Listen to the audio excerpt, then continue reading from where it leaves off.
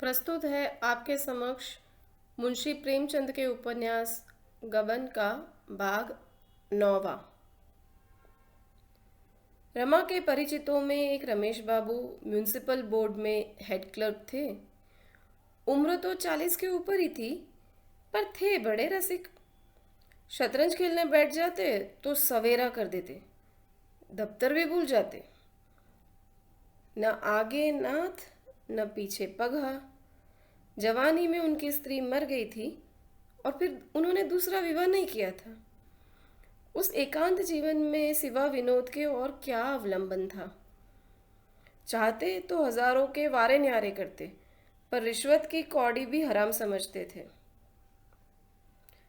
रमा से बड़ा स्नेह रखते थे, और कौन ऐसा निठल्ला था जो रात रात भर उनके साथ शतरंज खेलता।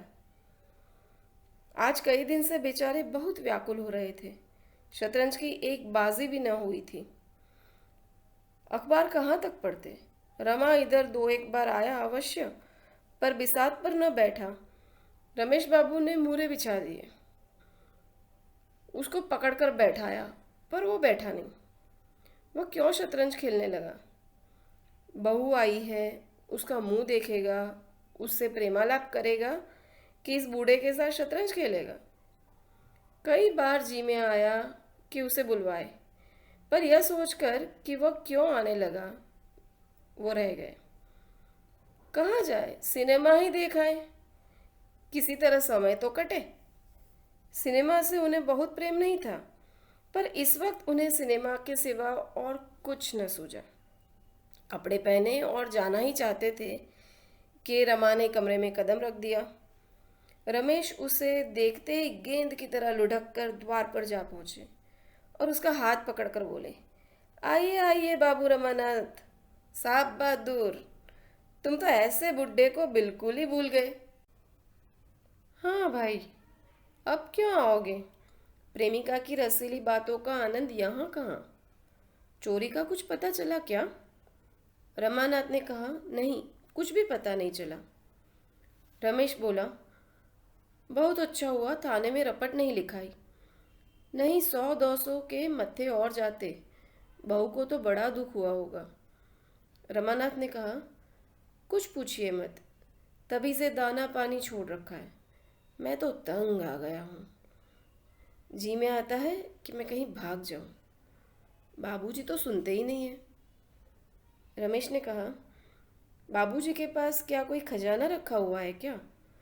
अभी 4-5 हजार खर्च किए हैं, फिर कहाँ से लाकर गहने बनवा दे। 10-20 हजार रुपये होंगे तो अभी तो बच्चे भी तो सामने हैं, और नौकरी का भरोसा ही क्या। 50 रुपये होता ही क्या है। रमानाथ ने कहा, मैं तो मुसीबत में फंस गया। अब मालूम होता है कहीं नौकरी करनी पड़ेगी।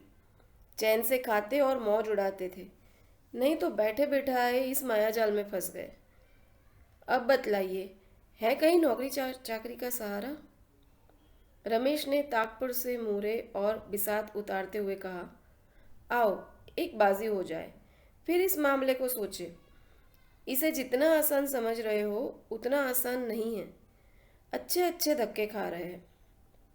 रमानाथ ने कहा, मेरा तो इस वक्त खेलने को जी ही नहीं चाहता। जब तक यह प्रश्न हल नहीं हो जाए मेरे होश ठिकाने नहीं होंगे। रमेश बाबू ने शतरंज के मोहरे बिछाते हुए कहा, आओ बैठो, एक बार तो खेल लो, फिर सोचे क्या हो सकता है। रमानाथ बोला, ज़रा भी नहीं चाहता। मैं जानता कि सर मुड़ाते ही ओले पड़ेंगे तो मैं विवाह में नज़दीक ही न जाता। रमेश बोला, अजी 2-4 चालें चलो तो आप ही आप जी लग जाएगा। ज़रा अक्ल की गांठ तो खुले। बाजी शुरू हुई। कई मामूली चालों के बाद रमेश बाबू ने रमा का रुख पीट लिया। रमानाथ बोला, ओह क्या गलती हुई। रमेश बाबू की आंखों में नशे की सी लाली छाने लगी। शतरंज उनके लिए शराब से कम मादक नहीं था। वह बोले, वो नहीं तो अच्छी हुई। तुम्हारे लिए मैं एक जगह सोच रहा हूँ, मगर वेतन बहुत कम है, केवल 30 रुपये। वह रंगी दाढ़ी वाले खां साहब नहीं है, उनसे काम नहीं होता। कई बार बचा चुका हूँ। सोचता था जब तक किसी तरह काम चले बने रहे। बाल बच्चे वाले आदमी हैं। वह तो कई बार कह चुके हैं मुझे छुट्टी दीजिए, तुम्हारे लायक तो वह जगह नहीं है, चाहो तो कर लो। यह कहते कहते रमा का फीला मार लिया। रमा ने फीले को फिर उठाने की चेष्टा करके कहा, आप मुझे बातों में लगाकर मेरे मुहरे उड़ाते जाते हैं। इसकी सनद नहीं, लाओ मेरा फीला। रमेश बोला, देखो भाई, बेईमानी मत करो। मैंने तुम्हारा फीला ज़बरदस्ती तो नहीं उठाया। हाँ, तो तुम्हें वह जगह मंजूर है? रमानाथ बोला, वेतन तो सिर्फ 30 है। रमेश ने कहा, हाँ, वेतन तो कम है, मगर शायद आगे चलकर बढ़ जाए। मेरी तो राय है, कर लो। रमानाथ ने कहा, अच्छी बात है, आपकी सलाह है तो कर लूँगा। रमेश बोला, जगह आमदनी की है। मियाँ ने तो उसी जगह पर रहते हुए लड़कों को एमए एलएलबी भी करा लिया है। 2 कॉलेज में पढ़ते हैं। लड़कियों की शादियाँ अच्छे घरों में की है। हाँ, ज़रा समझ बूझ कर काम करने की ज़रूरत है। रमानाथ ने कहा, आमदनी की मुझे परवाह नहीं, रिश्वत कोई अच्छी चीज़ तो है नहीं। रमेश बोला, बहुत खराब, मगर बाल बच्चों वाले आदमी करे क्या? 30 रुपयों में गुजर नहीं हो सकती। मैं अकेला आदमी हूँ, मेरे लिए 150 काफ़ी है।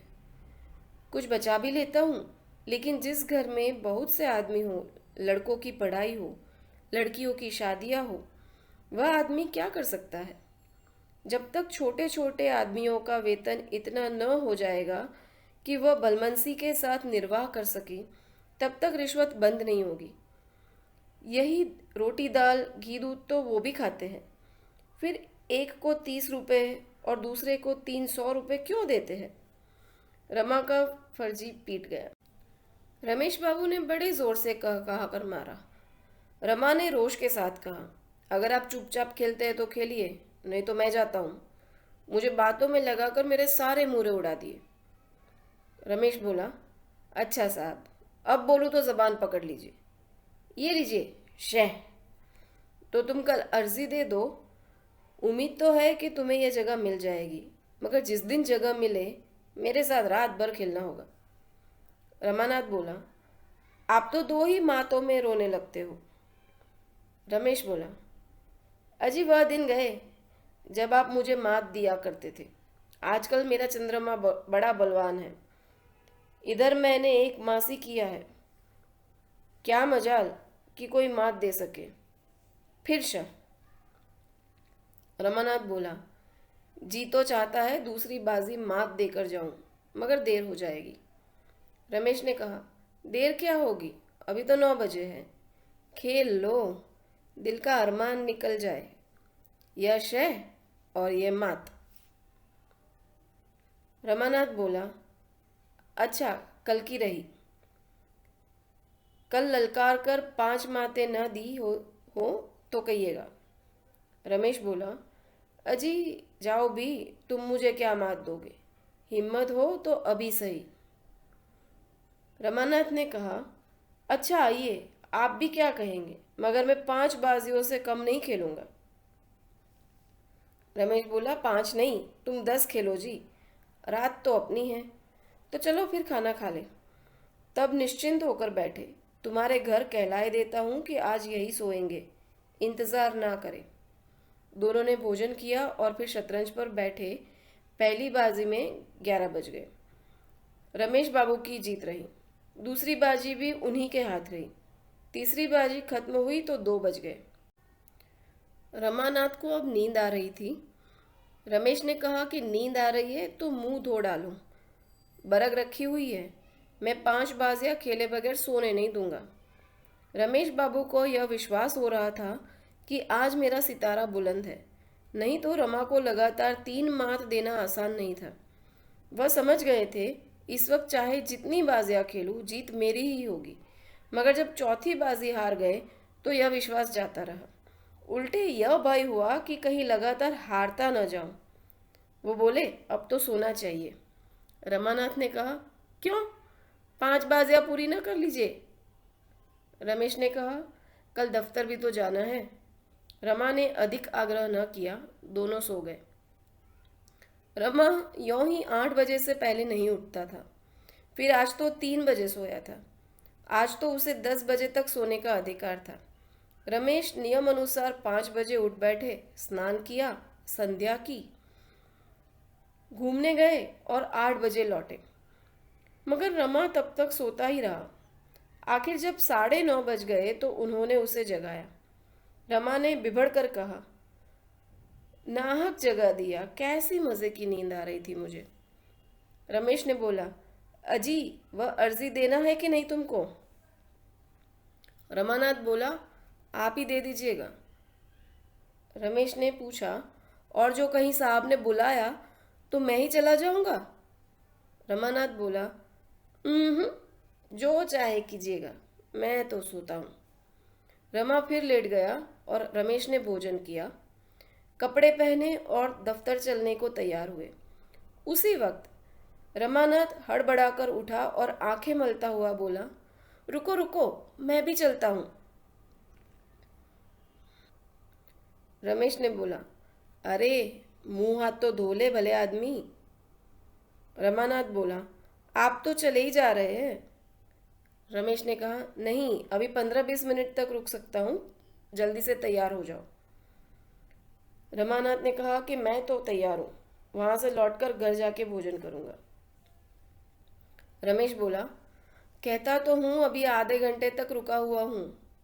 रमा ने 1 मिनट में मुंह धोया, 5 मिनट में भोजन किया और चटपट रमेश के साथ दफ्तर चला। रास्ते में रमेश ने मुस्कुरा कर कहा, घर क्या बहाना करोगे, कुछ सोच रखा है क्या? रमानाथ बोला, कह दूंगा, रमेश बाबू ने आने नहीं दिया। रमेश ने कहा, मुझे गालियां दिलाओगे और क्या, फिर कभी ना आने पाओगे? रमानाथ बोला, ऐसा मैं स्त्री भक्त नहीं हूँ। हाँ ये तो बताइए, मुझे अर्जी लेकर तो साहब के पास न जाना पड़ेगा? रमेश ने कहा, और क्या तुम समझते हो, घर बैठे जगह मिल जाएगी? महीनों दौड़ना पड़ेगा, महीनों। बीसीओ सिफारिशें लानी पड़ेगी, सुबह शाम हाजिरी देनी पड़ेगी। क्या नौकरी मिलना इतना आसान है? रमानाथ ने बोला, तो मैं ऐसी नौकरी से बाज आ गया। मुझे तो अर्जी लेकर जाते ही शर्म आती है। खुशामदें कौन करेगा? पहले मुझे क्लर्कों पर बड़ी हंसी आती थी, मगर वही बला मेरे सिर पड़ी। साहब डांट वाट तो न बताएंगे? रमेश बोला, बुरी तरह डांटता है, लोग उसके सामने जाते हुए कांपते हैं। रमानाथ ने कहा, तो फिर मैं घर जाता हूँ, ये सब मुझसे बर्दाश्त नहीं होगा। रमेश ने कहा, पहले सब ऐसे ही घबराते हैं, मगर सहते सहते आदत पड़ जाती है। तुम्हारा दिल धड़क रहा होगा कि न जाने कैसी बीतेगी। जब मैं नौकर हुआ तो तुम्हारी ही उम्र मेरी भी थी, और शादी हुए 3 ही महीने हुए थे। जिस दिन मेरी पेशी होने वाली थी, ऐसा घबराया हुआ था मानो फांसी पाने जा रहा हूँ। मगर तुम्हें डरने का कोई कारण नहीं है, मैं सब ठीक कर दूंगा। रमानाथ ने कहा, आपको तो 20-22 साल नौकरी करते हो गए होंगे। रमेश ने कहा, पूरे 25 हो गए साहब। 20 बरस तो स्त्री का देहांत हुए हो गए। 10 रुपए पर नौकर हुआ था मैं। रमानाथ ने कहा, आपने दूसरी शादी क्यों नहीं की? तब तो आपकी उम्र 25 से ज्यादा नहीं रही होंगी। रमेश ने बड़े हंस के बोला, बर्फी खाने के बाद गुड़ खाने को किसी का जी चाहता है? महल का सुख भोगने के बाद झोपड़ा किसे अच्छा लगता है? प्रेम आत्मा को तृप्त कर देता है। तुम तो मुझे जानते हो। अब तो बूढ़ा हो गया हूं, लेकिन मैं तुमसे सच कहता हूं, इस विदुर जीवन में भी मैंने किसी स्त्री की ओर आंख तक नहीं उठाई। कितनी ही सुंदरियां देखी, कई बार लोगों ने विवाह के लिए घेरा भी, लेकिन कभी इच्छा ही नहीं हुई। उस प्रेम की मधुर स्मृतियों में मेरे लिए प्रेम का सजीव आनंद भरा हुआ है। यों बातें करते हुए दोनों आदमी दफ्तर पहुंच गए।